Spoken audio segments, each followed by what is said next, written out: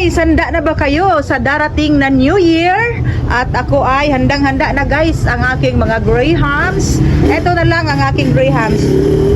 So ito, kulang-kulang ito guys, no? Bumalik ako ng Citygate at ito na lang ang aking na bili doon, 84 packs. So na-display ko na lahat at meron pang kaunti dito sa itaas. Yan, ito na lang lahat ang aking grahams. And then ngayon ay nagsimula ng bumili ang aking customers ng tag 2 pack, 3 pack.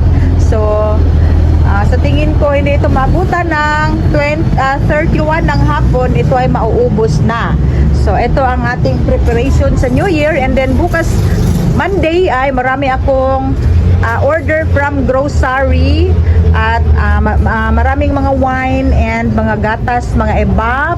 So dito nagdagdag tayo ng merienda pack na spaghetti and pasta, spaghetti sauce and pasta set na ito guys, no? Meron tayong, ito ang laman niya ay 700 grams ang pasta, and then 1 kilo ang kaniyang sauce. Ang spaghetti sauce, ito ay 1/2 kilo. So meron tayong pork 3 kilos na sweet style and 2 lang ang Filipino style.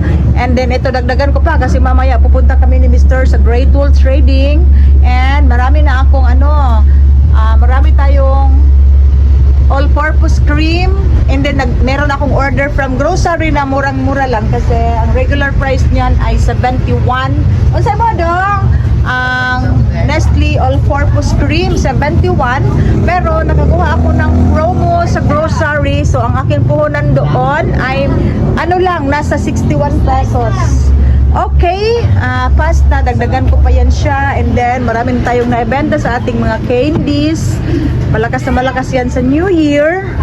Ang aking mga marshmallow, at ito may dagdag tayong mga Ginebra and mga Tanduay.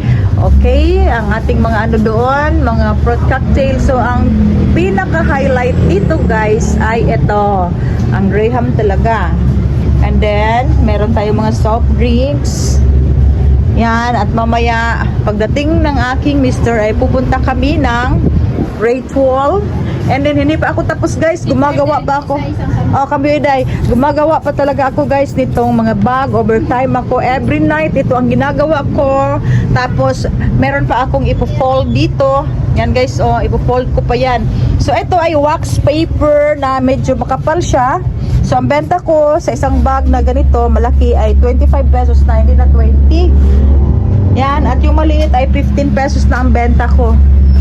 So ito guys ang aking nagawang malaking paper bag. So ito mga siskasari ang aking paper bag. Ito ay makapal siya. So ang benta ko ay 25 pesos na kasi napakaganda ang kanyang design, no? Ang print niya, ang ganda-ganda talaga, at binalikan ko yan sa aking suki doon sa Uyangorin ay out of stock na. So ito na lang ang nabili ko na style. Makapal pa rin yan siya. So 25 pesos rin siya. And then itong dating ginawa ko na ay 20 pesos. Yan guys. So yung maliit ay ito na lang yung tag 10 pesos. And then gagawa pa rin ako ng tag 15 pesos na ito yung maliit na paper bag na makapal siya. So 15 pesos na yan siya. So hanggang ngayon gumagawa pa rin ako kasi nasi-short talaga ako guys sa aking mga ginagawang gift bag, no? Ang dami ko lang nabili. And then very short, no? Mga almost at mga 300 pieces na ang nabili ko mga gift wrapper. So yan na lang ang natitira. So kailangan ko pang gagawa. Okay.